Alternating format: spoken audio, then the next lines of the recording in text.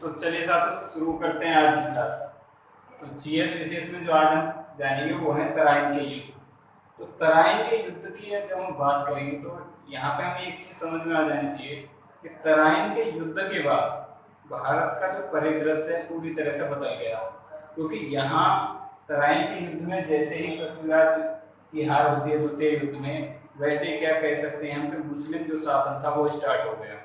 हुआ कैसे कि तराइन का जो युद्ध की पृष्ठभूमि को थोड़ा हम समझें तो ऐसा था कि मोहम्मद गौरी जो है ये क्या निकला था कि एक विजय अभियान लेके निकला है कि मुझे अपने जो है साम्राज्य को विस्तारवादी नीति के साथ निकलता है और जीतता हुआ कहाँ तक, यानी जो आज का पाकिस्तान है उस हिस्से को और जो हम बोलते हैं ना आज का पंजाब वगैरह वहां तक आ जाता है। उन सबको जीतने के बाद इधर पृथ्वीराज जो चौहान है जो अजमेर का उस समय शासक होता है, उसे लगता है कि ये मेरी संप्रभुता के लिए खतरा है, तो ये क्या करता है इसके खिलाफ एक्शन लेने की सोचता है। लेकिन इसके पीछे ये तो एक कहानी, दूसरी कहानी क्या बताई जाती है जयचंद से रिलेटेड। बताया ऐसे जाता है कि जयचंद जो है उसकी पुत्री को जबरदस्ती पृथ्वीराज चौहान ले जाता है और उसके साथ विवाह कर लेता है। इससे जयचंद खपा हुआ है। जयचंद कौन है? राठौर वंश का शासक है, ये भी एक हिंदू शासक है। और ये क्या करता है कि मोहम्मद गौरी जैसे ही आ रहा होता है उसे निमंत्रण दे देता है कि तुम आओ और आक्रमण करो। इससे क्या होता है कि मोहम्मद गौरी की हिम्मत बढ़ जाती है और वो आक्रमण करता है, क्योंकि जब वही लोग दे, यानी कि मैं ही जाके किसी से बोलूं कि आओ तुम मेरे पड़ोसी पे आक्रमण करो, तो वो समझ जाएगा कि जब उसका पड़ोसी उसके साथ नहीं है तो हार उसकी निश्चित है। लेकिन यहाँ पे मोहम्मद गौरी धोखा खा जाता है। होता क्या है कि जैसे तराइन का जो प्रथम युद्ध होता है तराइन के मैदान में, तो हमें ये समझना है कि तराइन है का तो जो ताबर हिंद जगह थी उस समय की, और जिसे जाना जाता है आज का बठिंडा, बठिंडा के निकट था तराइन का मैदान यानी पंजाब में। उसके निकट क्या होता है कि ये जो है मोहम्मद गौरी सेना लेके आ जाता है, इधर से पृथ्वीराज अपनी बहुत भारी सेना लेके पहुंच जाता है। उसमें क्या हुआ कि पृथ्वीराज के साथ इस बार जितने भी जाट वंश बोले हैं उस समय के, यानी कि जो मुख्य मुख्य हिंदू शासक हैं उस समय को सारे पृथ्वीराज का साथ दे रहे हैं पहले, लेकिन जयचंद को छोड़ के। अब क्या करेंगे, दोनों में युद्ध होता है। पहले जो युद्ध है प्रथम युद्ध, उसमें क्या होता है कि मोहम्मद गौरी हार जाता है, पृथ्वीराज चौहान की क्या होती है विजय होती है, पृथ्वीराज चौहान क्या है जीत जाता है, जीतता है। लेकिन क्या करता है पृथ्वीराज चौहान जीतने के बाद मोहम्मद गौरी को बोलते हैं ना कि जो सिकंदर का युद्ध हुआ था पोरस से, तो पोरस ने मतलब सिकंदर ने पूछा पोरस से कि बताओ अब तुम बंदी हो, तुम्हारे साथ कैसा व्यवहार किया जाए। तो उसने कहा कि जैसा एक राजा दूसरे राजा के साथ करता। वही यहाँ हुआ, पृथ्वीराज चौहान ने बिना पूछे कि ये भी एक राजा है, इसकी मैं बेइज्जती या बंदी बनाऊं, मार देना, वो सारी चीजें न करके उसे वापस छोड़ दिया और वो वापस वहां से अपनी जो हार है, हार के साथ वो यहाँ से चला गया। अब ये जो हमारा पृथ्वीराज चौहान है, इसे पृथ्वीराज थर्ड के नाम से भी आपको लिखा हुआ मिलेगा, तो आप कंफ्यूज नहीं होंगे पृथ्वीराज तृतीय कौन था। पृथ्वीराज तृतीय ही पृथ्वीराज चौहान के नाम से फेमस है, ठीक है। अब ये हो गया पहला।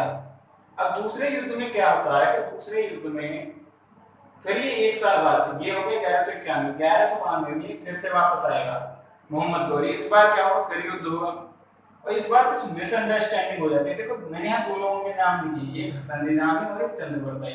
चंद्रवर्दाई कौन है?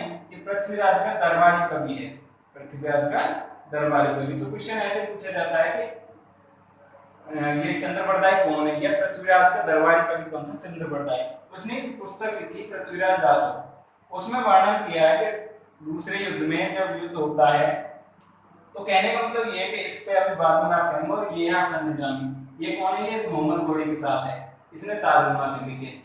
लेकिन दोनों में हम देखेंगे तो इसने मोहम्मद गौरी को श्रेष्ठ बताया और इसने पृथ्वीराज चौहान को। तो ये मतलब हम दोनों एक आइडिया निकालना चाहें तो हमें एक बीच का रास्ता ढूंढना पड़ेगा कि हाँ ऐसा भी हो सकता है, मतलब कुछ इसने मनगढ़ंत बातें लिखी और इसने भी, हमें दोनों चीजें समझनी पड़ेगी। अब होगा कहते दोनों ने लिख दी और ये पुस्तकें हैं इनकी, और ये भी सीधे सीधे एग्जाम में पूछी जाती है। तो ये दरबारी कवि ये क्या कहता है कि दूसरे युद्ध में क्या होता है कि ये जो हथियारों के जो स्तर है, भारतीय अपने पारंपरिक जो हथियार है उन्हीं से लड़ते हैं, भाले तीर वगैरह ऐसे। लेकिन ये जो आक्रांता आते हैं ना, ये कुछ ना कुछ नया इन्वेंशन करते हैं और नया कोई हथियार लेके आते हैं। तो क्या होता है कि पृथ्वीराज जो सेना है इसमें हाथी बहुत ज्यादा, तो क्या होता है कि जो आक्रमण होता है जब मोहम्मद गौरी की तरफ से, तो तोप वगैरह से क्या होता है कि हाथी बोलते हैं कि उस समय क्या हो गया मतलब उनका संतुलन खो बैठे अपना, और वो खुद की ही सेना को कुचलने लगे। इससे पृथ्वीराज परेशान हो गया और घोड़े से नीचे उतर गया इन सेना को संभालने के लिए। लेकिन सैनिकों ने सोचा और कुछ अफवाह फैल गई युद्ध के मैदान में कि पृथ्वीराज मारा गया। इससे क्या है कि सारी सेना में मनोबल टूट गया और वो वापस लौटने लगती है, यानी कि वो सेना पीछे भाग गई और पीछे से मोहम्मद गौरी की सेना अटैक करते हैं, मारते जाते हैं। तो इस तरह से क्या होता है, अंत में पृथ्वीराज को बंदी बना लेता है मोहम्मद गौरी, और क्या करता है, इसे अपने साथ ले जाता है चंद्रबरदाई के अकॉर्डिंग, और वहां यानी क्या करता है कि पहले पृथ्वीराज चौहान इसको मोहम्मद गौरी को मार देता है, और मोहम्मद गौरी क्या होता है बाद में इसको जो सिपाही मोहम्मद गौरी को पृथ्वीराज को मार देते हैं। यानी बोलते हैं आंखें निकाली पृथ्वीराज को, पृथ्वीराज ने आंखें बंद करके शब्द भी दिखाने, यानी जो शब्द के कहने पर यानी नाम लेके किसी का मारो और वही लगता है, उस बाण से इसको मोहम्मद गौरी को मारा था। लेकिन ताजुल मासिर में जो हसन निजामी जो वर्णन करता है वो इस तरह से करता है कि पृथ्वीराज को बंदी बना लिया है, ठीक है, और यहाँ का जो शासन है, जो पृथ्वीराज का इसने जो भी भारत में जगह जीती हैं, उसमें क्या करता है कि ऐबक कुतुबुद्दीन ऐबक, आपने सुना है कुतुब मीनार जिसने स्टार्ट कराई थी, कुतुबुद्दीन ऐबक जो कि गुलाम वंश का संस्थापक बनता है, गुलाम वंश की स्थापना करता है भारत में। इसको यानी इसका एक गवर्नर था मोहम्मद गौरी का, इसे भारत में छोड़ता है देखरेख के लिए, और वापस पृथ्वीराज को बंदी बना के ले जा रहा होता है। और कुछ लोग इस तरह से कहते हैं कि पृथ्वीराज को क्या है बंदी बना लिया और उसके बेटे को मतलब शासक बना दिया, उसने बाद में विद्रोह किया, फिर वो मार दिए गए। कुछ लोग कहते हैं कि यहीं के यहीं उसको मार दिया पृथ्वीराज को। तो बहुत सारी कहानियां हैं, लेकिन हमें एक सोच बनानी पड़ेगी, मतलब एक समझ के साथ हम कोशिश करेंगे कि होता क्या है। तो हुआ यह था कि जैसे ही वापसी हो रही है इसकी, पृथ्वीराज के साथ बंदी बना के ले जा रहा है मोहम्मद गौरी, तो क्या होता है कि मोहम्मद गौरी के रास्ते में एक मुस्लिम हत्याकांड होता है। वो क्योंकि जो मोहम्मद गौरी ने इस्लाम को फैलाने का जो रास्ता अपनाया था, उस मुस्लिम की नजर में वो गलत था। तो वो ये नहीं चाहता था कि मेरे धर्म की बुराई हो या मेरे धर्म को किसी उन्हें तो आक्रमणकारी की नजर से देखा जाए, इस तरह से। तो इस तरह से वो मोहम्मद गौरी को मार देता है। कहने का मतलब कहानी क्लियर नहीं है, लेकिन हमें जो पॉइंट, फिर भी हम बहुत सारी चीजें समझ गए, और एक अंत में यही निकलेगा निष्कर्ष कि मोहम्मद गौरी दूसरे युद्ध में विजयी हुआ, पृथ्वीराज की हार होती है, और उसके बहुत जल्दी विजय होने के बाद मोहम्मद गौरी की हत्या होती है और पृथ्वीराज चौहान की, ठीक है ना। तो ये मुख्य पॉइंट थे कि प्रथम युद्ध कब हुआ ये पूछा जाएगा, द्वितीय युद्ध कब हुआ, और ऐबक से पूछ लिया जाएगा गुलाम वंश का संस्थापक, पृथ्वीराज तृतीय कौन है, या किन किन के बीच ये युद्ध हुए तराइन में। वो आपसे ये भी पूछ सकता है कि थोड़ा सा क्वेश्चन डिफिकल्ट करेगा कि तराइन किस जगह है, तो बठिंडा के पास है पंजाब में, ठीक है। हसन निजामी की पुस्तक, चंद्रबरदाई की पुस्तक, चंद्रबरदाई तलवारी कवि है। तो आज का जीके विशेष यहीं पे समाप्त।